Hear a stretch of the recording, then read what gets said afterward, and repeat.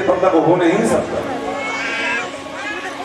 क्योंकि गोस्वामी जी ने भी वर्णन किया है मेरे भाई बहन, जाने बिन नहीं होई प्रतीति, बिन प्रतीत होई नहीं प्रीति। जब तक परिचय नहीं होगा तब तक प्रेम बढ़ नहीं सकता। एक बात बताइए आप, मान लीजिए आपका घर रोड के किनारे पर है, बहुत ध्यान से सुनना, और सवेरे से और रात्रि तक हजारों आगंतुक यात्री निकलते हैं उस मार्ग से। क्या अपने घर के दरवाजे से निकलने वाले हर व्यक्ति को आप रोक के सीताराम अथवा राधे श्याम करते हो? क्या आप ही सब बताओ? नहीं करते, नहीं करते ना। आपके सामने तो पूरा रोड ही निकला है। क्यों नहीं करते? क्योंकि उन भीड़ जो निकल रही है उनसे हमारा परिचय है ही नहीं।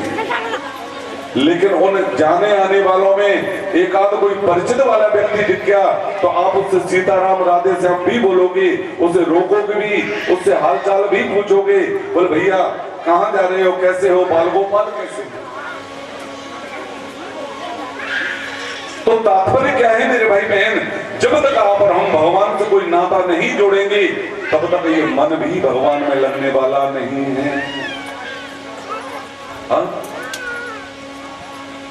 तीसरी बात कहते हैं, भगवान कपिल बोले मैया देवहूति।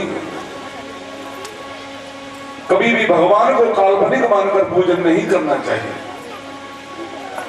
भगवान को प्रत्यक्ष मानकर ही पूजन करना चाहिए।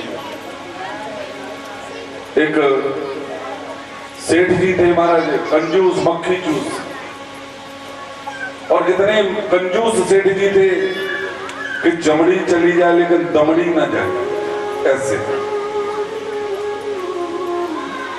और यदि कोई सेठ जी भूल बस बैठे हो तो क्षमा कर देना मुझे, मेरी कथा ही की बात है बस। हाँ? बड़े भारी कंजूस मक्खी चूस सेठ जी, जीवन पर्यंत छल कपट बेईमानी करके व्यापार व्यवसाय किया और धन अर्जित किया। 80 वर्ष आयु हुई सेठ जी की, अंतिम समय आने को था। अड़ोसी पड़ोसी आए, सेठ जी से बोले अरे भैया सेठ, जीवन पर्यंत तूने छल कपट बेईमानी के द्वारा धन अर्जित किया है, कभी भी एक पैसा कभी किसी शुभ कार्य में दान नहीं किया। और देख भैया सेठ, जो हम इस संसार में दान पुण्य करते हैं वही साथ में जाता है, जो पैसा इकट्ठा किया वो यही छूट जाएगा। इसलिए तेरा समय आने वाला है, तू दान पुण्य कर ले थोड़ा सा। अब सेठ जी के मन में तो नहीं है बिल्कुल दान पुण्य करने की। बेटा बैठ जा, हाँ बैठ जा बेटा, हट के खुले नहीं है। हाँ? दान पुण्य करने की बिल्कुल इच्छा नहीं है सेठ जी के मन में, लेकिन रोज रोज पड़ोसियों ने आकर और जीना हराम कर दिया सेठ जी का। तो सेठ जी एक दिन मन में विचार किया, बोले चलो आज पड़ोसियों से पीछा छुड़ा ही आता हूँ, आज दान कर ही आता हूँ, तो फिर मेरे यहाँ आने का कोई मतलब ही नहीं। शनिवार का दिन सरपंच साहब हनुमान मंदिर पर सेठ जी गए, एक चांदी का सिक्का तिजोरी से निकाला, मुट्ठी में बंद किया और लाइन में लग गए हनुमान जी के मंदिर में दर्शन करने के लिए। चैत्र का महीना, हनुमान जयंती थी, तो 1 किलोमीटर लंबी लाइन लगी हुई है। तो सेठ जी धूप में खड़े हुए हैं 1 घंटे से। 1 घंटे बाद सेठ जी का नंबर आया हनुमान जी के सम्मुख, और जैसे ही तिजोरी के पास सेठ जी पहुंचे, तो 1 घंटे से धूप में खड़े हुए थे, और मुट्ठी में चांदी का सिक्का बंद था, और जैसे दान पात्र में डालने के लिए मुट्ठी खोली, सो चांदी का सिक्का गीला गीला हो गया पसीने से।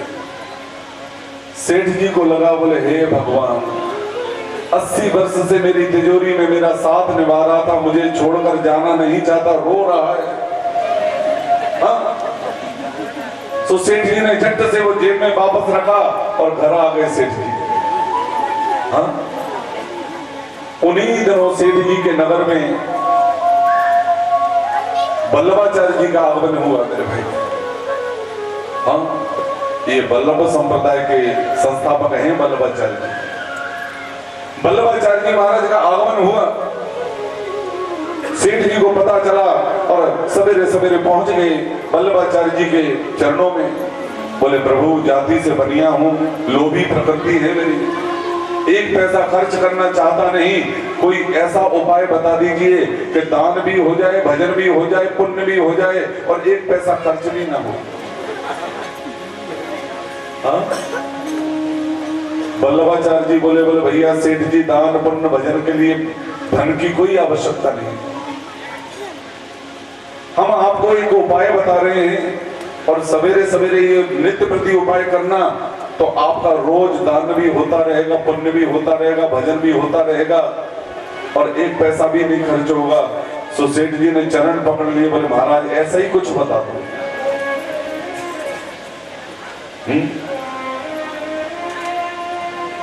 संत वल्लभाचार्य जी ने सेठ जी से कहा, बोले सेठ जी, सवेरे जब सोकर जगे तो पृथ्वी पर ऊनी आसन बिछाना और 10 मिनट मानसिक चिंतन करना है आपको, और कुछ नहीं करना। और 10 मिनट मानसिक चिंतन करोगे तो आपका दान भी हो जाएगा और भजन भी हो जाएगा। तो बोले महाराज मानसिक चिंतन में क्या बोलूं, कैसा करना है? हाँ? तो बोले जब आप मानसिक चिंतन करने बैठे तो आलती पालती लगाकर बैठ जाएं, नेत्र बंद करें और केवल एक बात बोले मन में, बोले हे नारायण, मैं आपका दिव्य पार्षद हूं, अब गंगा जी में आया हूं, गंगा जी में स्नान कर रहा हूं, स्नान के पश्चात चांदी के कटोरा में गंगा जल भर के घर आ गया हूं और घर आकर लड्डू गोपाल को गंगा जल से अभिषेक कर रहा हूं।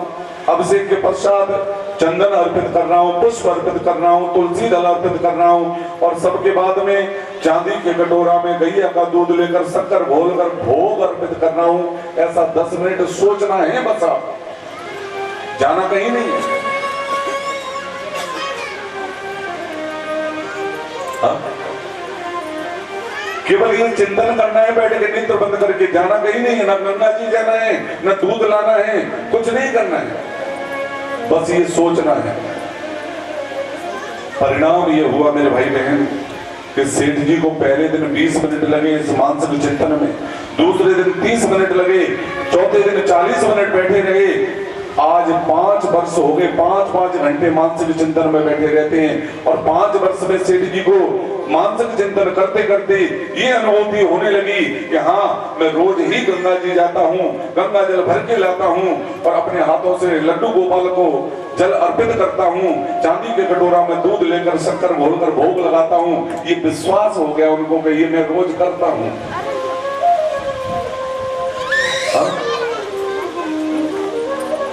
एक दिन थोड़ी सी गड़बड़ हो गई, मन्ना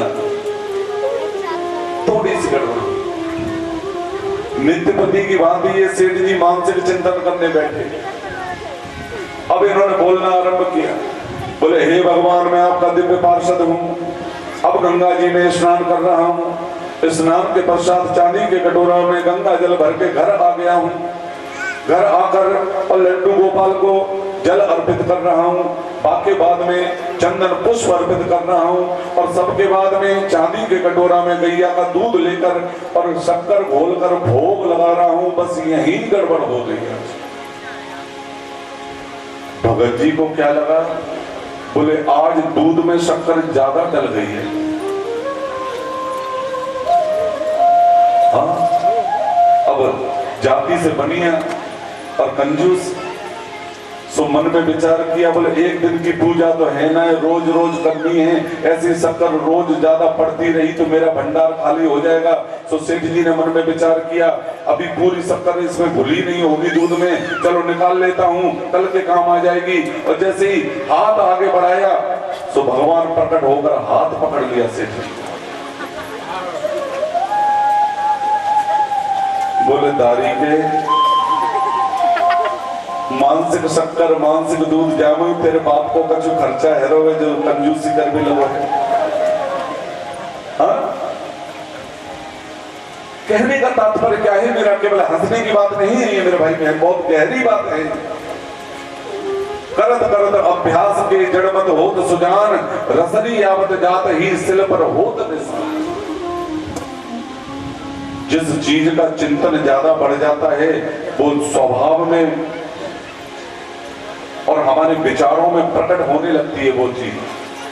हाँ, सेठ जी को वास्तविकता ये अनुभूति होने लगी कि मैं रोज ही गंगा जी जाता हूं, रोज ही दूध अर्पित करता हूं। भगवान कपिल कहते, बोले मैया इसी प्रकार भगवान को कभी काल्पनिक मानकर पूजन नहीं करना चाहिए, भगवान को प्रत्यक्ष मानकर ही पूजन करना चाहिए, तब आपकी पूजा में भगवान प्रकट हो सकते हैं। और भगवान कपिल कहते हैं, जो मुझे मूर्ति मानकर मेरा पूजन करते हैं तो मैं कभी उनकी मूर्ति पूजा में प्रकट नहीं होता। प्रेम से बोलो जय श्री। मैया देवहूति कहती हैं, बोले भगवान एक बात बताओ, इस संसार में दुखी कौन है और सुखी कौन है? हाँ? भगवान कपिल कहते, बोले भैया वैसे तो वास्तविकता ये है जीवन की, संसार की, प्रकृति की, कि इस संसार में ना कोई दुख है ना सुख है। और मीमांसा शास्त्र वाले कहते हैं कि सुख दुख नाम की कोई वस्तु होती ही नहीं संसार में, ये केवल हमारे मन की परिस्थिति पर निर्भर करता है। मन किसी चीज को अच्छा भाने लगता है तो वही उसमें हमें सुख दिखाई देने लगता है, और मन को जो परिस्थिति बुरी लगती है वही हमारे लिए दुख का कारण बन जाता है। वैसे संसार में मैया कोई सुख दुख नाम की चीज होती ही नहीं है।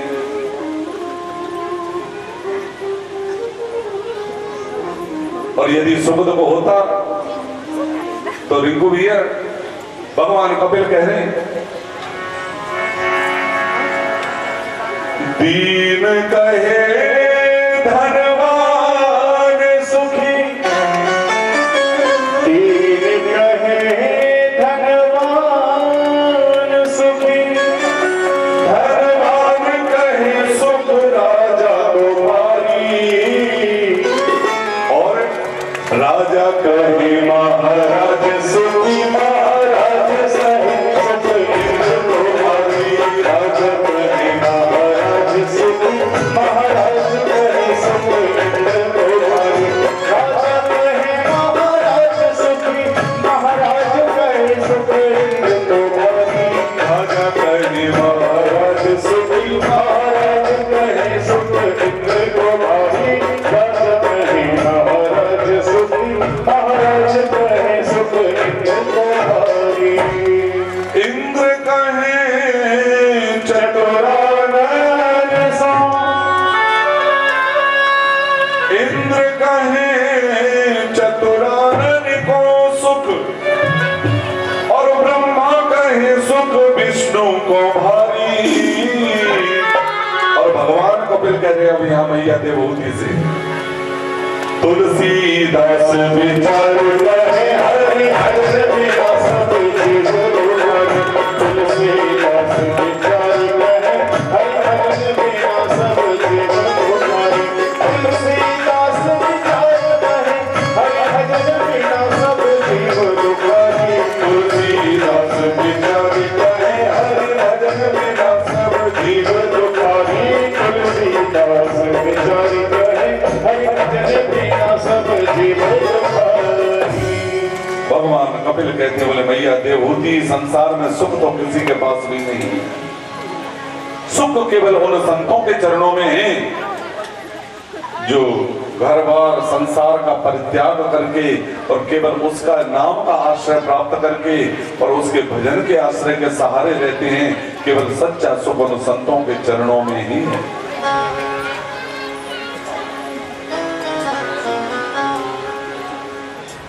प्रेम की 10 परिस्थिति बताई गई है मेरे भाई। कितनी परिस्थितियां रिंकू भैया?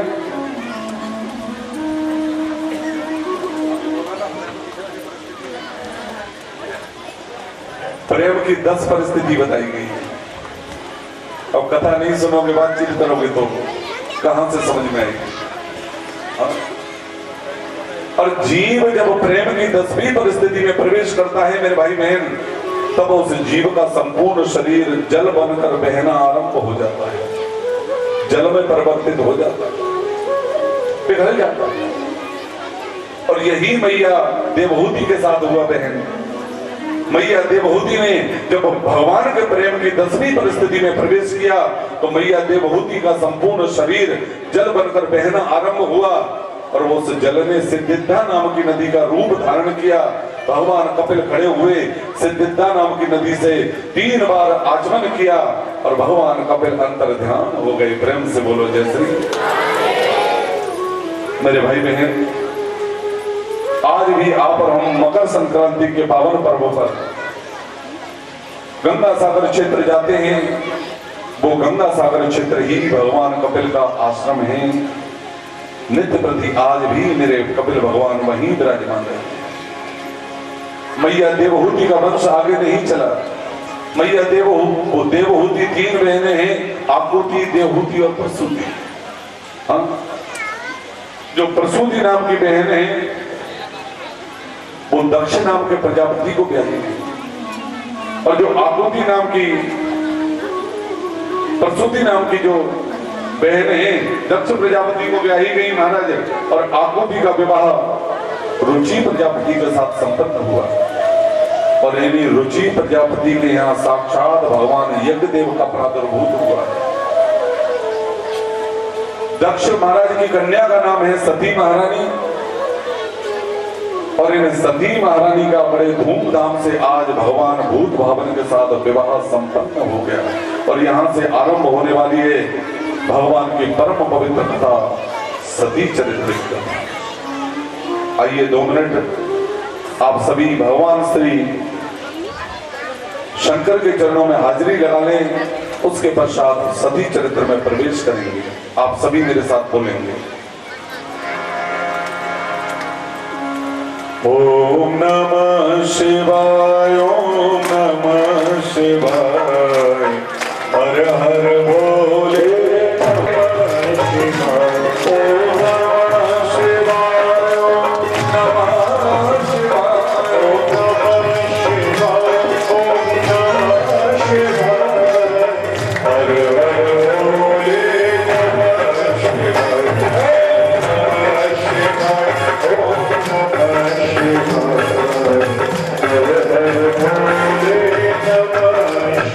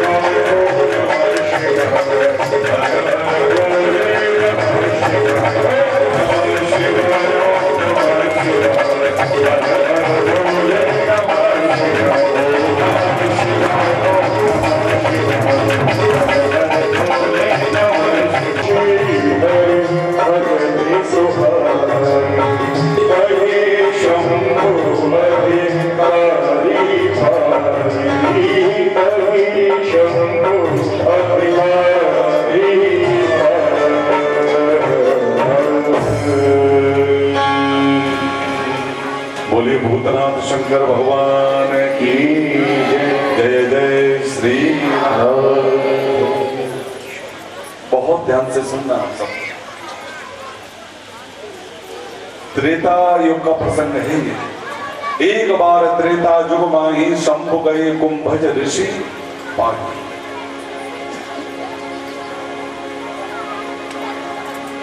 भगवान भूत भावन शंकर रामचरित्र के अग्रगण्य श्रोता हैं मेरे भाई। अब आप विचार कर रहे होंगे बोल अग्रगण्य श्रोता तो हनुमान जी महाराज हैं। हाँ? तो आपसे मैं जानना चाह रहा हूं हनुमान कौन है? 11वें रुद्र शंकर ही हनुमान है, हनुमान ही शंकर है। हाँ? और जहां तक प्रश्न है रामचरित्र का, तो रामायण शतकोटि अपार। 100 करोड़ रामचरित्र की रचना करके भगवान शिव पहले ही अपने मानस अर्थात हृदय में आरूढ़ कर चुके हैं मेरे भाई।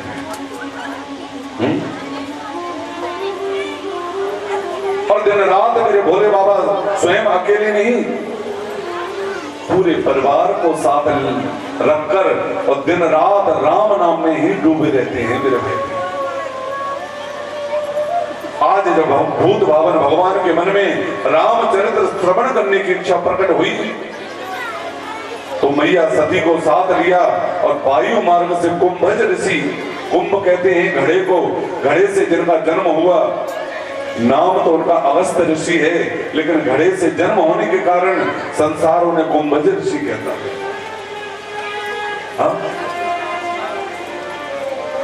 अगस्त मुनि रामचरित्र कहने में इतने निपुण हैं, तो आज बाबा मैया सती का हाथ पकड़े और कुंभज ऋषि के आश्रम में पंचवटी नासिक में पहुंचे मेरे भाई बहन। लेकिन यहां थोड़ी सी गड़बड़ हुई मैया के साथ, ध्यान देना आप सब लोग। हाँ? जैसे ही भगवान शिव और मैया सती पहुंचे अगस्त मुनि के आश्रम में, तो राम कथा ऋषि बरज बखानी, रामचरित्र श्रवण करने की अपनी इच्छा प्रकट की अगस्त मुनि के सामने भगवान शिव ने। तो अगस्त मुनि ने मैया सती और भगवान शिव का षोडशोपचार विधि से पूजन किया, चरण बंदन किया, चरण धोए, चरणामृत पान किया। और यहीं पर मैया सती को रामचरित्र में शंका हो गई मेरे भाई। हाँ? शंका कैसे हुई? न रवि पंडित जी, कैसे हुई शंका? आप ये बताइए, वक्ता बड़ा होता है कि श्रोता बड़ा होता है? सब मिलकर बताओ, बताओ महाराजा, कौन बड़ा होता है? श्रोता। तो फिर मैं आपके पैर क्यों नहीं पड़ता हूं, आप क्यों पड़ रहे हो मेरे पैर? अब बोलो, वक्ता के पैर श्रोता पड़ता है कि वक्ता श्रोता के पैर पड़ता है? आप बताइए सब मिलकर। मैया वक्ता बड़ा होता है, लेकिन यहां पर उल्टी गंगा क्यों बही? भगवान शिव और मैया सती तो कथा सुनने गए हैं, तो वो श्रोता हैं, और वक्ता कौन है? अगस्त मुनि। तो अगस्त मुनि ने चरण क्यों धोए फिर भगवान शिव और मैया सती के? हाँ? ये उल्टी गंगा क्यों बही वहां? तो जगत का ईश्वर मानकर अगस्त मुनि ने भगवान शिव और मैया सती का पूजन किया, आसन प्रदान किया। लेकिन परिणाम ये हुआ, भगवान शिव तो 9 दिन तक रामचरित्र में डूब गए मेरे भाई बहन, समाधिस्थ हो गए। लेकिन मैया सती ने 9 दिन तक राम कथा का भी श्रवण नहीं किया, उसी उधेड़ बुन में लगी रही सती। बोले लो, हम तो जिनसे कथा सुन रहे आ रहे थे, समझ रहे थे कि हमसे ज्यादा ज्ञान होगा तभी सुना पाएंगे हमें, और जब उल्टे ये ही हमारे पैर छू रहे हैं तो इसका मतलब है कि इनमें हमसे ज्ञान कम है, इसलिए हमारे पैर छू रहे हैं। हाँ? और ये शंका हुई। जैसे ही राम का चरित्र पूर्ण हुआ, 9 दिवसीय हरि भक्ति का जो मार्ग है, दक्षिणा के रूप में भगवान शिव ने अगस्त मुनि को प्रदान किया। मैया सती का हाथ पकड़ा बाबा ने और वायु मार्ग से कैलाश की ओर चले जा रहे हैं।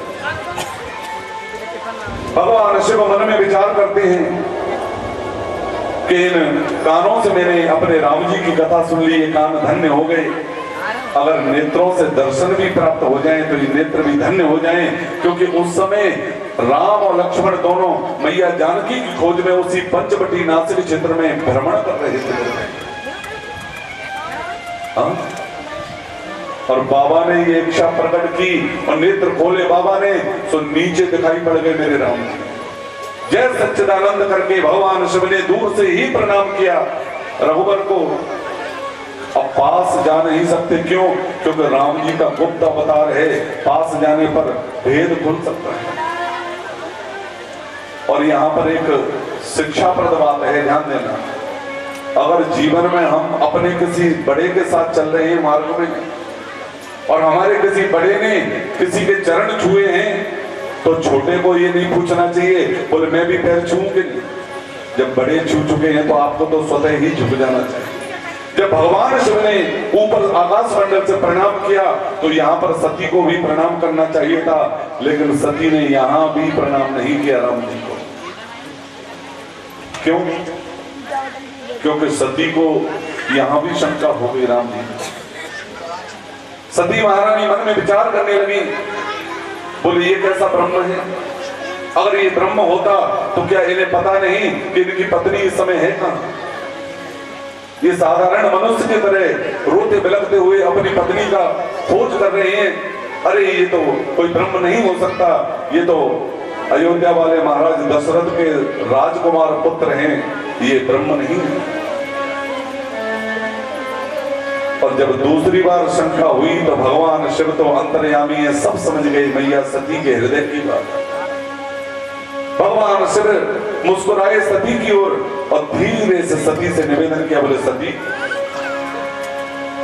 जो तुम्हारे मन कछु संदेह हो, जो तुम्हारे मन कछु संदेह हो, तो मिल जाए परेशानी हो, तो मिल जाए परेशानी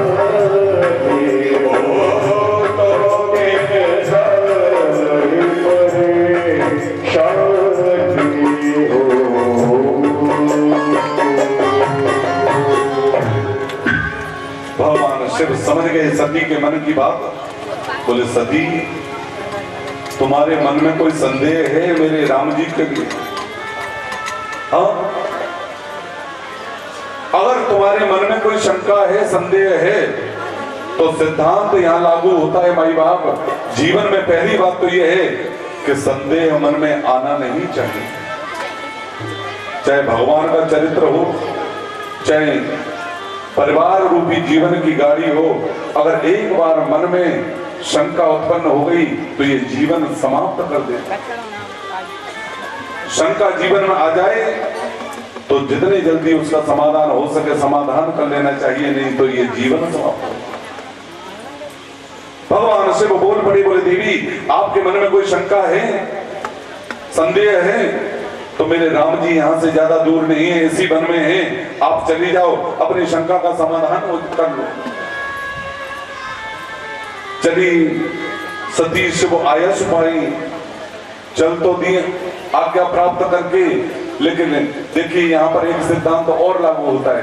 राम कुमार भैया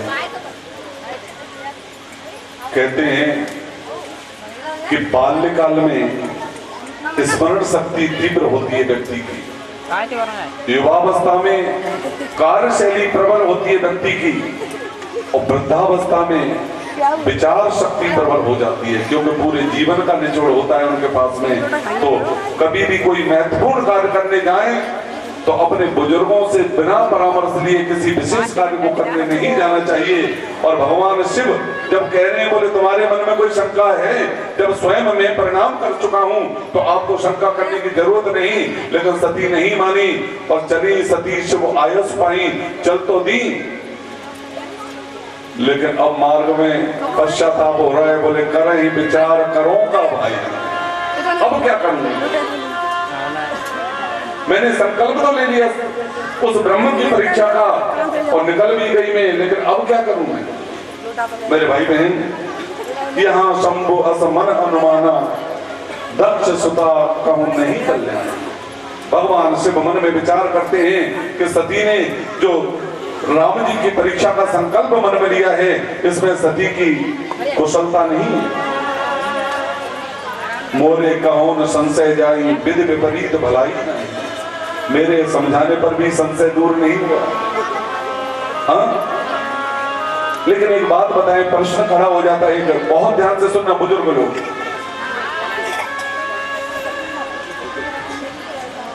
शिव जी कौन है आप सब बताएं, शंकर कौन है, भगवान है कि नहीं। भगवान कौन कौन मानता है शंकर जी को, हाथ उठाकर बताएं। सब मानते हैं। और भगवान शिव में इतनी सामर्थ्य भी है माई बाप कि ब्रह्मा जी ने आपके हमारे भाग्य में जो लेखनी लिख दी है उसे बदलने में सक्षम है शंकर जी। भावई मेट सके त्रिपुरारी, किसी भी अनिष्ट को पलटने में सक्षम है भगवान शिव। तो प्रश्न ये खड़ा हो गया यहाँ कि मैया सती को भगवान शिव ने ऐसे क्यों मरने दिया। मैया सती ने ब्रह्मा जी की लेखनी क्यों नहीं बदली मैया सती के विषय में। क्या भगवान शिव को पता नहीं था कि सती का आगे क्या होने वाला है। तो सती को बचाने के लिए ब्रह्मा की लेखनी क्यों नहीं बदली भगवान शिव ने। तो एक ही कारण है कि भगवान शिव ने सती के लिए ब्रह्मा की लेखनी नहीं बदली। क्यों? होई है वही जो राम रच राखा। राम जी ने जो रचना बना के रख दी है उसे शंकर जी भी नहीं बदल सकते। इसलिए भगवान शिव समझ गए कि सती का अब अंतिम समय नजदीक है। अब जो कार्य कर रही है, ये कार्य करने का बीड़ा उठाया है, अब ये अपनी देह का परित्याग कर ले, इसलिए नहीं बदला मेरे भाई। मैया सती गई, हाँ, और सती ने क्या किया, मैया जानकी का रूप धारण किया। और जिस वन में राम लक्ष्मण दोनों मां जानकी की खोज कर रही थी, सीता जी का रूप धारण करके और राम जी के आगे आगे उस मार्ग में चलने लगी सती महाराज।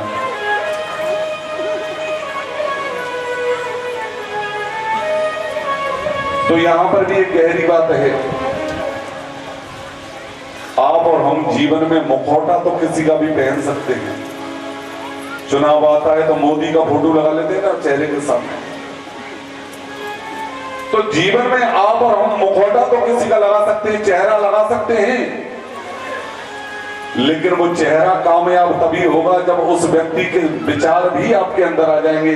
और उस व्यक्ति के विचार आपके अंदर नहीं आए तो वो चेहरे की पोल खोलने में भी देर नहीं लगेगी। सती महारानी ने सीता जी का चेहरा तो लगा लिया, लेकिन विचार कहां से आएंगे सीता जी वाले। आगे आगे चल रही है राम लक्ष्मण के वन में, राम जी की दृष्टि नहीं पड़ी, लक्ष्मण भैया की दृष्टि पड़ी सबसे पहले सती के ऊपर। और लक्ष्मण भैया ने पहचान लिया, मन में मुस्कुराने लगे लक्ष्मण भैया, मन में विचार करने लगे, बोले अरे ये हमारी सीता भाभी नहीं, ये तो कोई बहरूपिया है, नकली है, नकली। और पहचाना कैसे साहब? क्योंकि राम जी में और लक्ष्मण जी के जन्म में ज्यादा अंतर नहीं है, घंटे आधे घंटे का ही अंतर है बस। और राम जी के साथ सदैव उनकी परछाई की तरह लक्ष्मण भैया खड़े मिलते हैं हर जगह। हाँ, आप हिंदुस्तान के प्रत्येक मंदिर में जाइए, राम जी का जहां मंदिर होगा बगल में लक्ष्मण जी जरूर खड़े होंगे। तो अर्थ ये हुआ कि लक्ष्मण एक क्षण के लिए भी राम जी को अकेला नहीं छोड़ते। तो लक्ष्मण इसलिए समझ गए कि मेरी जो सीता भाभी हैं वो आज से पहले कभी राम जी के आगे चली ही नहीं, वो सदैव पीछे चलती थी। इसलिए पहचान गए कि ये तो कोई बहरूपिया है, नकली है, नकली। और मेरे रघुवर की दृष्टि जब पड़ी तो राम जी को समझने में देर नहीं लगी और राम जी ने हाथ जोड़े, प्रणाम किया और अपना ही नाम नहीं लिया, अपने पिता महाराज दशरथ का नाम लेकर प्रणाम कर रहे हैं मां सती को और निवेदन कर रहे हैं गोस्वामी तुलसीदास महाराज।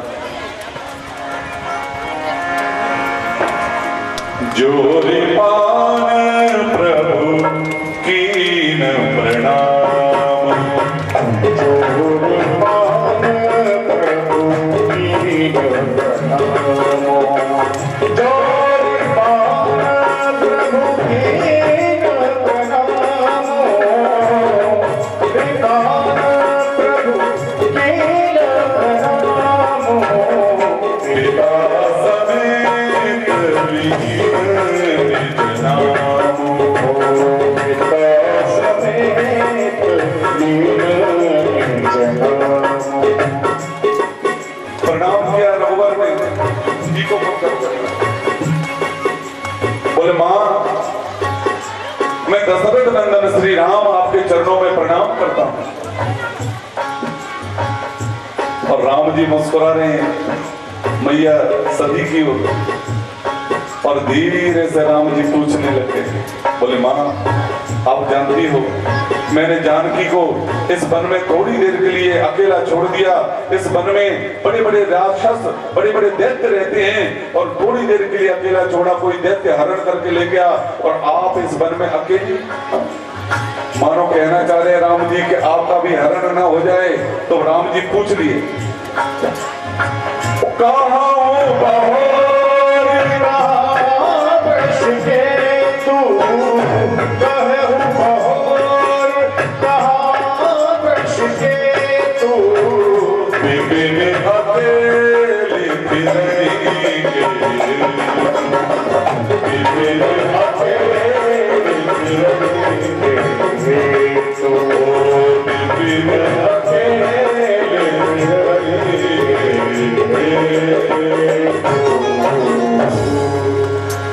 प्रणाम किया और धीरे से पूछा, बोले माता जी कहाँ बहोर कहाँ वर्ष के तू। अरे मां सती इस वन में आप अकेले भ्रमण कर रही हो, वो वर्ष के तू भगवान शंकर आपके साथ नहीं आए। पूरी पोल पट्टी खुल गई, पहचान खुल गई।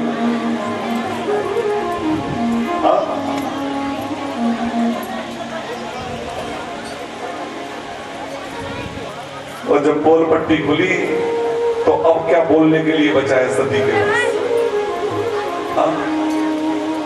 मैया सती ने दबे पांव अपना मुख घुमाया और चलती भगवान शिव के पास कैलाश खंड पर, लेकिन मार्ग में सोचती चली जा रही है सती। बोले हे भगवान ये मैंने क्या अनर्थ कर लिया। उस ब्रह्म की परीक्षा का संकल्प लिया, अब भगवान शिव के पास जाऊंगी और वो पूछेंगे बोले सती आपकी शंका का समाधान हुआ कि नहीं, परीक्षा ली कि नहीं, तो अब उत्तर क्या दूंगी।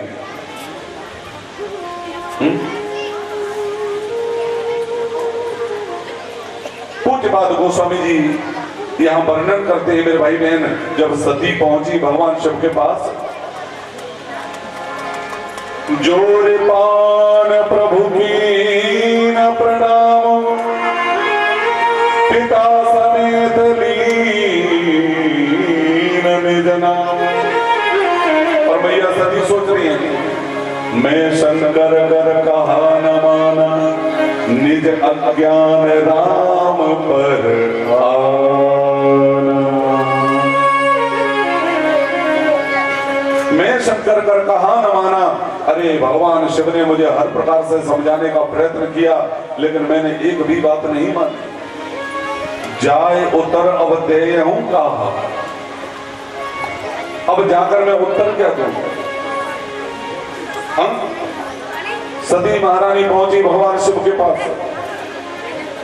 और भगवान शिव ने डायरेक्ट पूछा नहीं कि सती आपने परीक्षा ली कि नहीं, क्योंकि भगवान शिव सब जानते हैं कि पहले से ही अपने कष्ट में हैं, व्याकुल हैं ये पहले से ही अपने आप को लज्जित महसूस कर रही हैं। तो भगवान शिव ने क्या कहा, गई समीप महेश तब हंस पूछी कुशलात, डायरेक्ट प्रश्न नहीं किया, कैसे बातचीत शुरू कहां से की, बोले हंस पूछी कुशलात। पहले बाबा मुस्कुराए, सती को देखकर हंसे। और कोई व्यक्ति ज्यादा अपनी परेशानी में परेशान हो और उस व्यक्ति के सामने थोड़ा सा मुस्कुरा दीजिए तो उस व्यक्ति की परेशानी आधी उसी समय कम हो जाती है हंसने मात्र से। हाँ, और भगवान शिव ने भी वही किया मेरे भाई बहन, हंस पूछी कुशलात। वैसे पहले कुशल क्षेम पूछी सती की, बोले सती कैसी हो आप, मार्ग में आने जाने में कोई बाधा तो नहीं है आपको। सती के सामने मुस्कुराए तो सती को थोड़ा धैर्य मिला महाराज, और सामने ही विराजमान हुई सती। और धीरे से भगवान शिव ने पूछ लिया, लीन परीक्षा कवन विधि, कहूं सत्य सब बात। यहां पर एक शायर का बड़ा सुंदर शेर है, जीवन में सदैव मुस्कुराते रहना परमात्मा की सर्वोत्तम भक्ति मानी गई है, मनुस्मृति में लिखा है। जीवन में कितनी भी बड़ी विसंगति बने परिहार जी, जीवन में कितना बड़ा भी संकट आए, विपत्ति आए, सदैव मुस्कुराते रहिए तो वो विपत्ति संकट धीरे से समाप्त हो जाता है। हाँ? और यहाँ एक शायर का शेर है, भैया जी बाल्टी ले जाओ, बच्चों को हटाओ यहाँ से, ले जाओ बेटा उधर ले जाओ। मुस्कुरा कर मिला करो हमसे,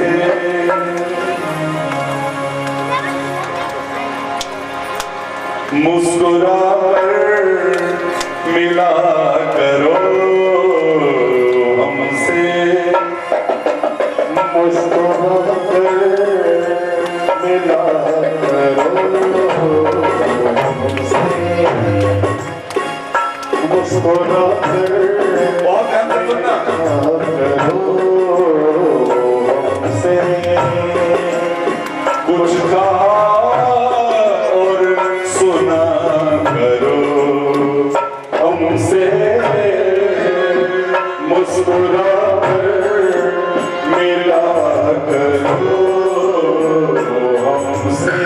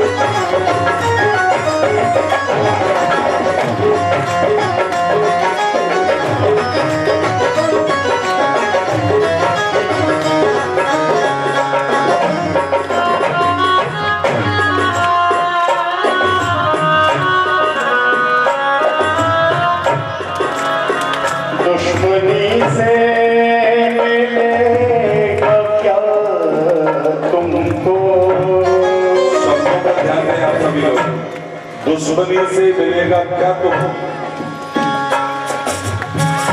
ओ दुश्मनी से मिलेगा क्या तुमको? दुश्मनी से मिलेगा क्या तुमको?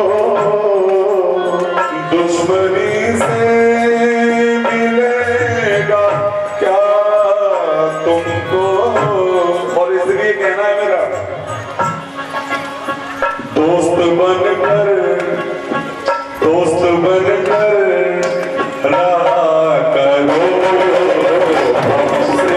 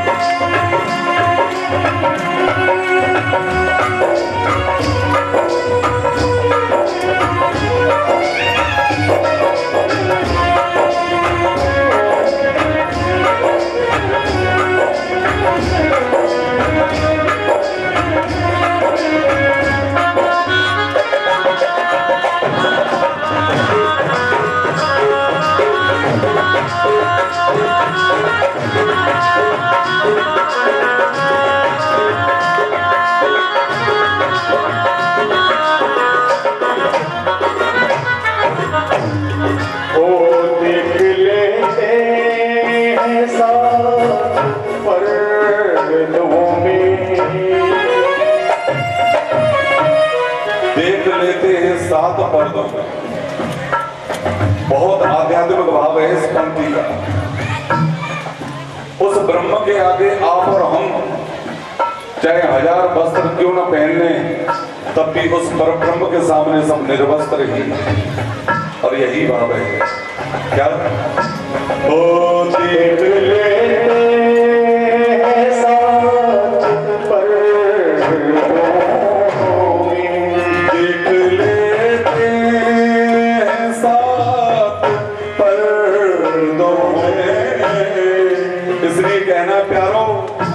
परमात्मा से यूं न पर्दा किया करो, यूं न पर्दा किया करो। कुछ कहा सुना करो हमसे, मुस्कुरा कर मिला कुछ कहा और सुना करो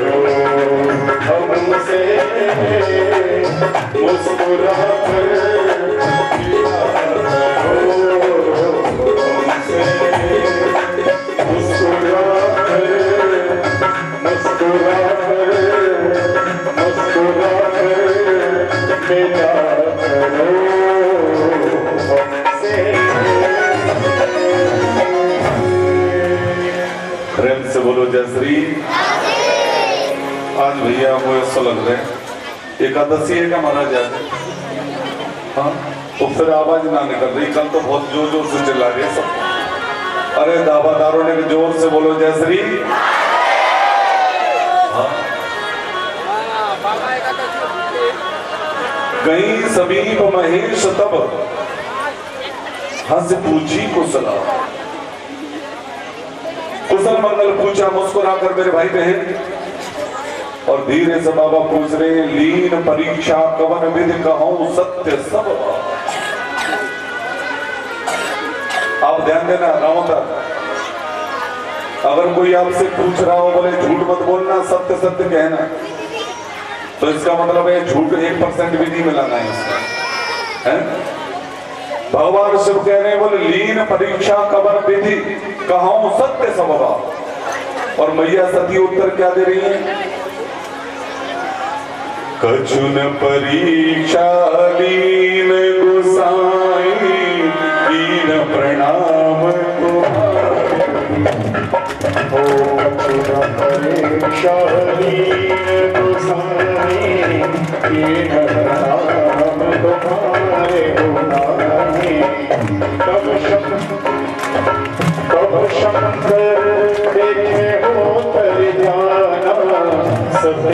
जोगीन चरित्र सब जाना, तब शंकर देखे उधर ध्याना। सती जोगीन चरित्र सब जाना, सती जोगीन चरित्र सब जाना, सती जोगीन चरित्र सब जाना। मैया सती कह रही है, बोले कछु न परीक्षा लीन गुसाई। तो बोले फिर क्या किया उस वन में जाकर परीक्षा नहीं ली तो बोले महाराज कीन प्रणाम तुम्हारे हूं नहीं। जैसे आपने ऊपर आकाश मार्ग से प्रणाम किया था और मैंने पंचवटी नासिक में पास में जाकर प्रणाम किया। तब शंकर देखे उधर ध्याना, सती जो कीन चरित सब जाना। भगवान शिव ने ध्यान लगाकर देखा, बाबा सब समझ गए। बोले ये तो अनर्थ कर दिया सती ने, क्योंकि भगवान शिव राम जी को अपना पिता मानते हैं और राम जी पिता हुए तो मैया जानकी कौन हुई? मां। और सती ने उन्हीं मां का रूप धारण किया है। तो भगवान शिव ने उसी क्षण मन में संकल्प धारण कर लिया कि आज से सती मेरे लिए मां के समान ही है। जो अब सती क्या है चौपाई? जो अब करहूं सती सन प्रीति, जो अब करो सती सन प्रीति, मिटाई भगत पथ होई होई, मिटे भगत पथ। हाँ। और दक्ष प्रजापति ने जो यज्ञ की रचना बनाई है वो भगवान शिव को अपमानित करने के लिए ही बनाई है मेरे भाई बहन। तो आज सती महारानी ने आकाश में देखा, सती बिलो के व्योम विमान, सती बिलो के व्योम विमान, सती बिलो के व्योम विमान, सती बिलो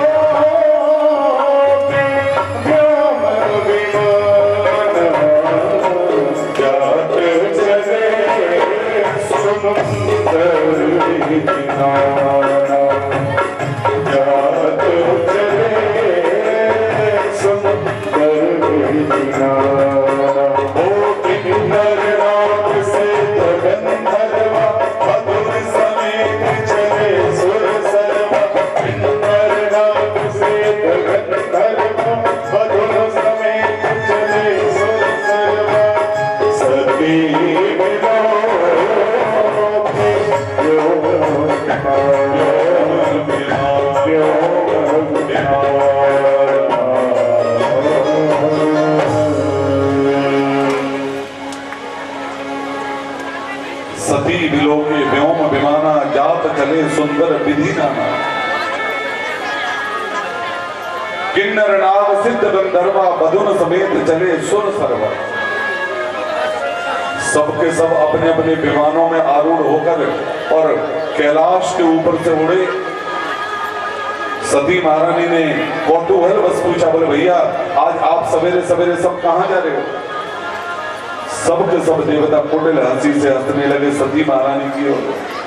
बोले लो इनके पिताजी के यहाँ यज्ञ है और ये हमसे पूछ रही हैं, तो इसका अर्थ ये हुआ कि इन्हें निमंत्रित नहीं किया गया है। हाँ? लेकिन एक बात बताऊं भैया बहनों, मेरी माताओं का बहनों का हृदय इतना कोमल होता है,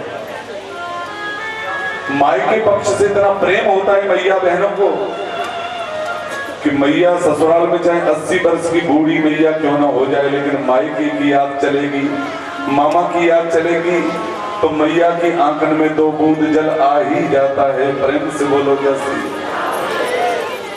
सती को जब पता चला बोले पिताजी के घर यज्ञ है और मैं सम्मिलित न हूं, अरे मेरी बहनें आएंगी, बुआ जी आएंगी, सब रिश्तेदार आएंगे, सबसे मिलना होगा, लेकिन अब जाऊं तो जाऊं कैसे, क्योंकि मेरे पिताजी तो पैर रखते हैं भगवान शिव से और इनके पैर के कारण ही मुझे भी बिस्तरा दिया गया है, भुला दिया गया है। लेकिन सती हट पड़ी महाराज। सो शिव जी जहां तपस्या कर रहे थे जाकर चरण पकड़े सती ने और प्रार्थना कर दी सती ने। बोले बाबा, पिता भवन उत्सव परम जो प्रभु आए सो होई, तो मैं जाऊं पायतन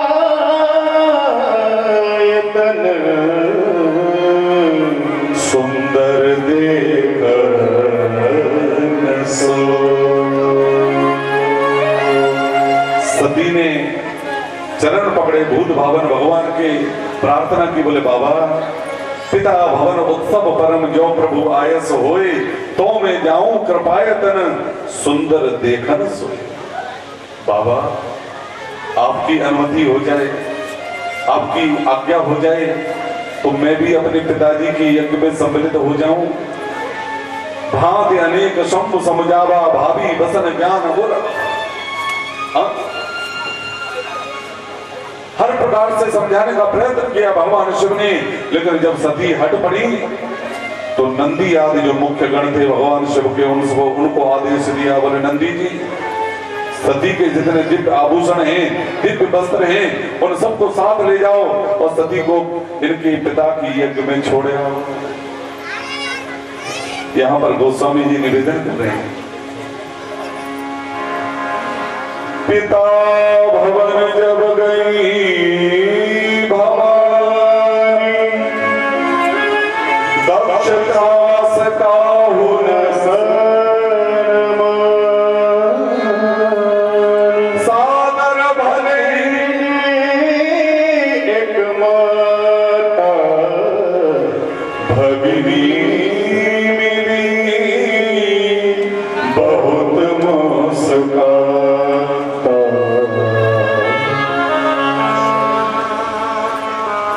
पिता भवन जब गई भवानी, दक्ष त्रास काहू न सनमानी। त्रास कहते हैं भय, डर। दक्ष के डर से, दक्ष के भय से जब महारानी सती यज्ञ मंडप पर पहुंची तो सब देवताओं के आसन लगे हैं, भाग हैं उस यज्ञ में, लेकिन दक्ष प्रजापति ने पहले ही सबको बोल दिया था कि यदि भगवान शिव या सती कोई आए यज्ञ में तो ना कोई सीताराम बोलेगा, ना राधे श्याम बोलेगा, ना कोई वेलकम करेगा, ना आगमनी करेगा, उनकी कोई कुछ नहीं करेगा। सब देवता अपने आसन पर बैठे हैं मेरे भाई बहन, लेकिन मां तो मां होती है। जीवन में पुत्र को पुत्र हो सकता है मेरे भाई बहन, लेकिन माता को माता कभी नहीं हो सकती। अभी 15 दिन पहले मेरी मैया, मैं पंजाब से कथा करके आया था, बोले लाला मैंने घी लेकर रख लो है रही को 5 किलो, और केवल तेरे लिए रखा है, अकेले ही खाना है इसको। माँ का ये प्रेम होता है, ये भाव होता है। हाँ? हमने कही बोले दादा के लिए क्यों नहीं, बोले दादा अपने हिस्से का 5 किलो ले गया 10 दिन पहले। माता कभी भेद नहीं करती अपने पुत्रों में। हाँ? और यही सती महारानी के साथ हुआ मेरे भाई बहन। गोस्वामी जी वर्णन कर रहे हैं, सादर भले ही मिली एक माता। किसी ने राम राम श्याम श्याम नहीं की सती से इस पूरे भरे मंडप में, लेकिन सती महारानी की जो मां है राजपाल भैया, दौड़कर सती को गले से लगा लिया, अपने आंसुओं से सती के मस्तिष्क को गीला कर दिया मेरे भाई बहन। और बाबा गोस्वामी कह रहे हैं, भगनी मिली बहुत मुस्कुराता। भगनी कहते हैं बहन को, जो अन्य बहनें थी सती की, वो कुटिल हंसी से हंस रही है सती को देखकर, और मानो ये चिढ़ाना चाह रही हैं। बोले देख, हमें तो निमंत्रण पत्र भेजा था तब आई हैं, लेकिन तुम तो बिना बुलाए ही चली आई हो। मेरे भाई बहन, मैया सती माँ को प्रणाम करके और आज्ञा लेती है, बोले माता जी मैं यज्ञ मंडप का भ्रमण करना चाहती हूँ, दर्शन करना चाहती हूँ। मैया सती यज्ञ मंडप का भ्रमण कर रही है, दर्शन कर रही है। और यहाँ पर बाबा गोस्वामी लिख रहे हैं मेरे भाई बहन, सती जाए देखे तब जागा। तो यहां पर गूढ़ छुपा हुआ है इस चौपाई में। हाँ, क्या जागा और जागने के लिए क्यों लिखा वो स्वामी जी ने यहां? क्या सती महारानी अभी तक सोई हुई थी जो यज्ञ मंडप में गई है तब ये चौपाई लिखी? बोले सती जाए देखे तब जागा। तो आखिर जागने के लिए क्या लिख दिया जाए? बापू जागने के लिए क्यों लिखा? सती जाए देखे तब जागा। तो यहाँ पर बड़े बड़े संत महात्मा, बड़े बड़े अमलात्मा, बड़े बड़े परम तत्वों का निचोड़ है इस चौपाई पर। मेरे गुरुदेव भगवान कहा करते हैं सदैव, बोले लाला इस चौपाई का सुंदर अर्थ है ये। मैंने क्या है? बोले जीव मात्र के जन्म जन्मांतर की पाप कर्म की जो गठरी होती है वो हमारे चित्त से चुपकी हुई होती है। बहुत ध्यान देना, गहरी बात है ये। जन्म जन्मांतर के पाप कर्म की जो गठरी होती है वो आपके हमारे चित्त से चुपकी हुई होती है और भगवान के चरणों में वज्र, अंकुश और ध्वजा के चिन्ह अंकित हैं। और जीव जब भगवान के चरणों का चिंतन करता है तो पाप कर्म की जो चित्त से चुपकी हुई गठरी है वो धीरे धीरे उस वज्र, अंकुश, ध्वजा से कटना आरंभ होती है। माने बुद्धि निर्मल होती है और बुद्धि निर्मल होती है इसलिए बाबा गोस्वामी लिख रहे हैं सती जाए देखे तब जागा। माने अभी तक भगवान शिव समझाते रहे लेकिन सती को ज्ञान नहीं आया और यज्ञ मंडप में गई तब सती को अपने पति के अपमान का होश आया। हाँ? तब बुद्धि जागृत हुई सती महारानी की। और एक निवेदन करूं मेरी भैया बहनों, मेरे भारत की मां, मेरे भारत की बहन सब कुछ सहन कर सकती है लेकिन अपने पति का अपमान भूल कर भी सहन नहीं कर सकती।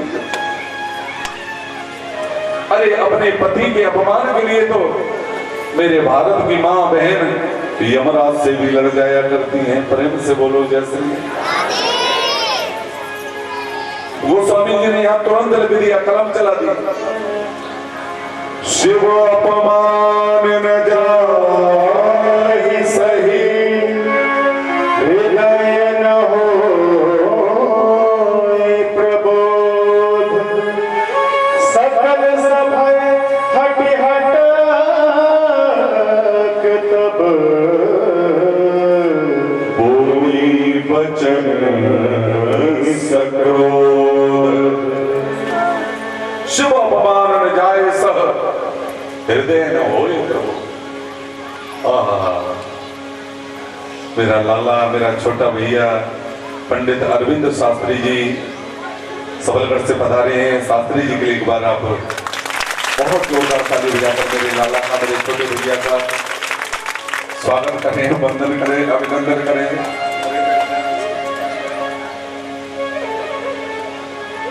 अभी लाला के सानिध्य में सबलगढ़ में बहुत बड़ी मैंने कथा की थी सुनहरा रोड पर। महाराज जी भी, गांव से भी बहुत लोग पहुंचे थे उसमें। और मेरे परम आदरणीय बड़े भाई, मेरे लिए पिता तुल्य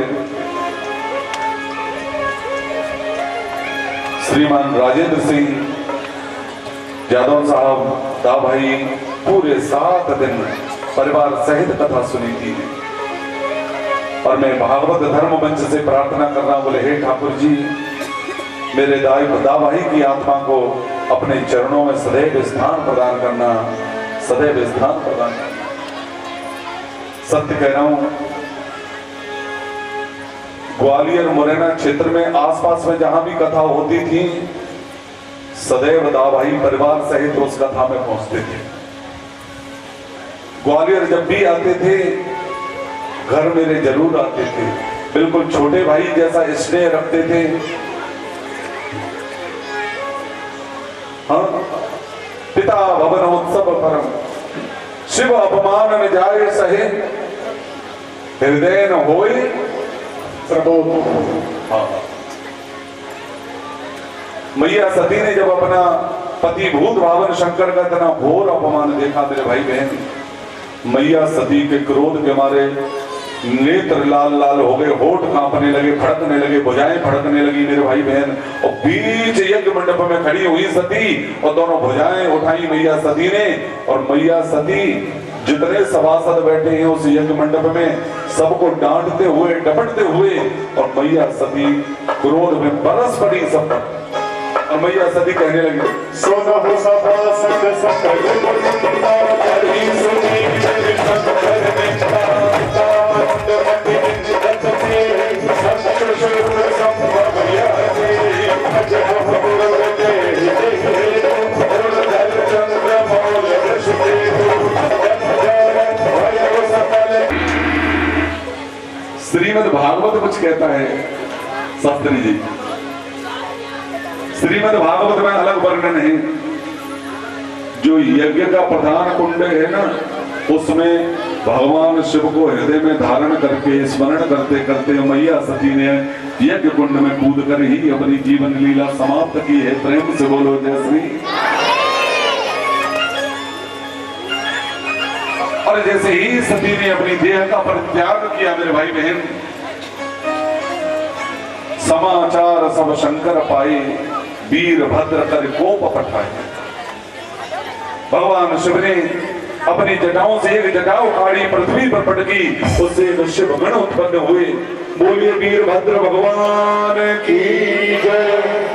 वीरभद्र नाम के गण उत्पन्न हुए और वीरभद्र गणों को साथ लेकर और दक्ष प्रजापति की यज्ञ में गए और विध्वंस आरंभ कर दिया। हम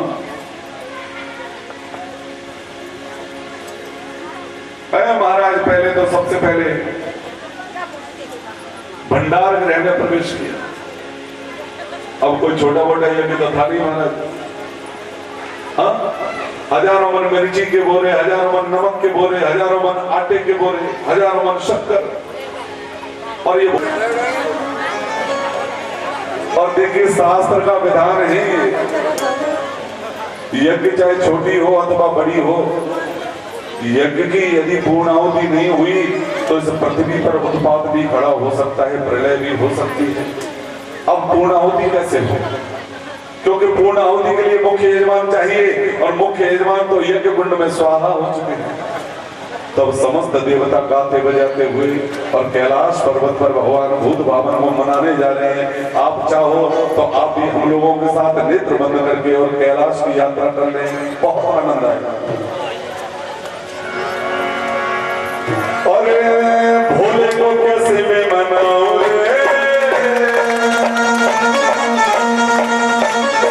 भोले को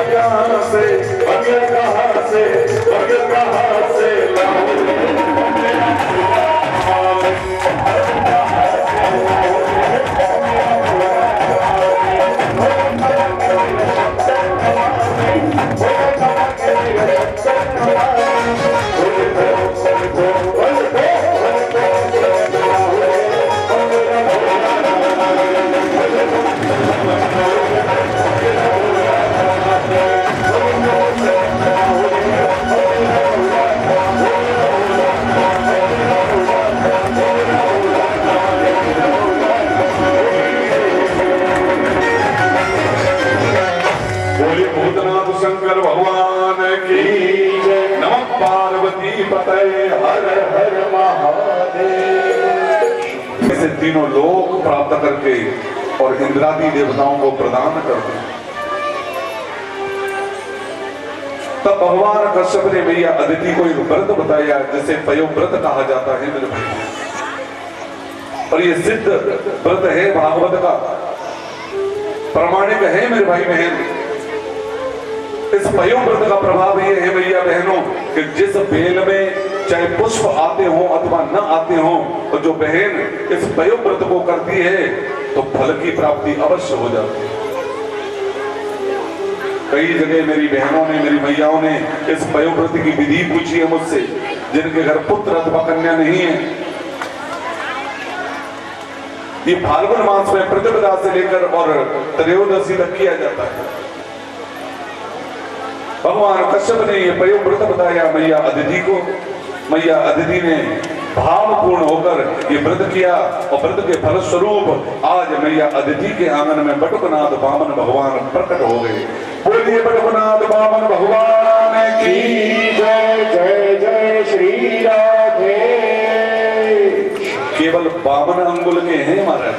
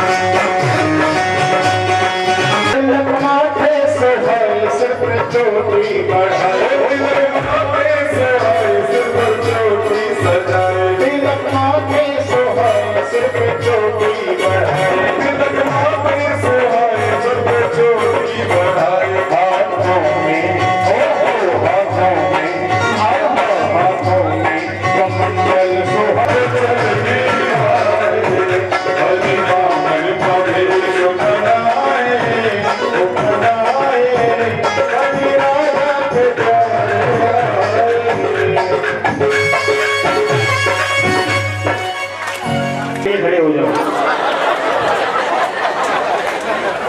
पोतना चंदा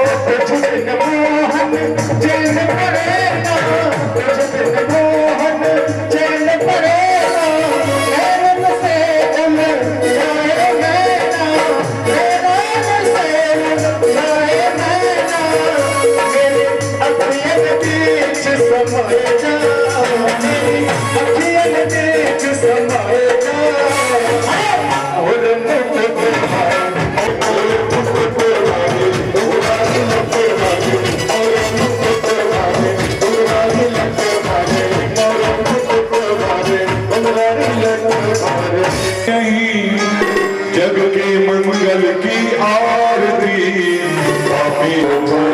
से है आरती।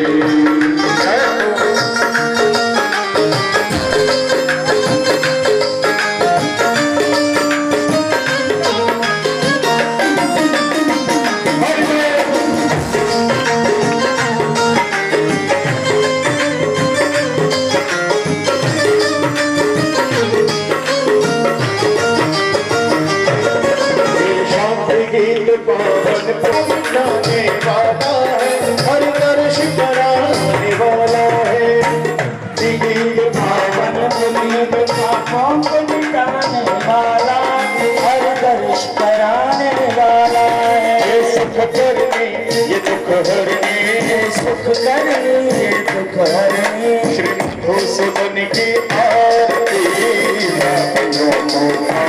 से आरती श्री भागवत भगवान की आरती आप से तारती श्री कृष्ण कन्हैया की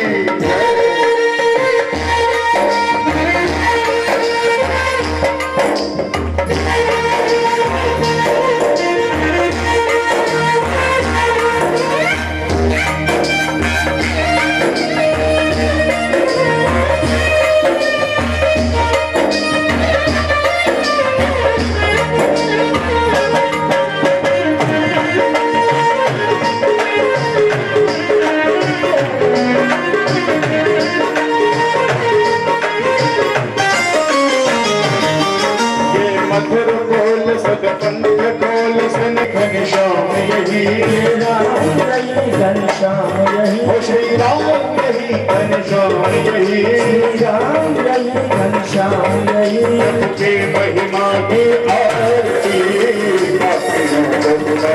से आरती श्री भागवत भगवान की आरती आरती पापियों को पाप से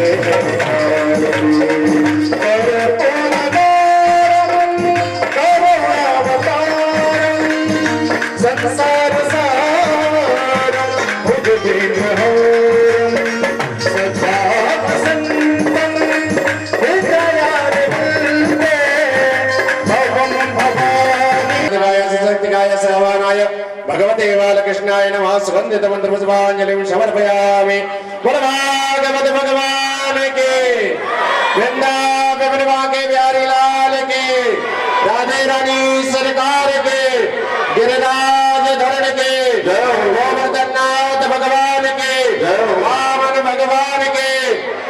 पूज्य श्री व्यास जी महाराज के, परम पूज्य श्री व्यास जी महाराज के, सुखदेव नमः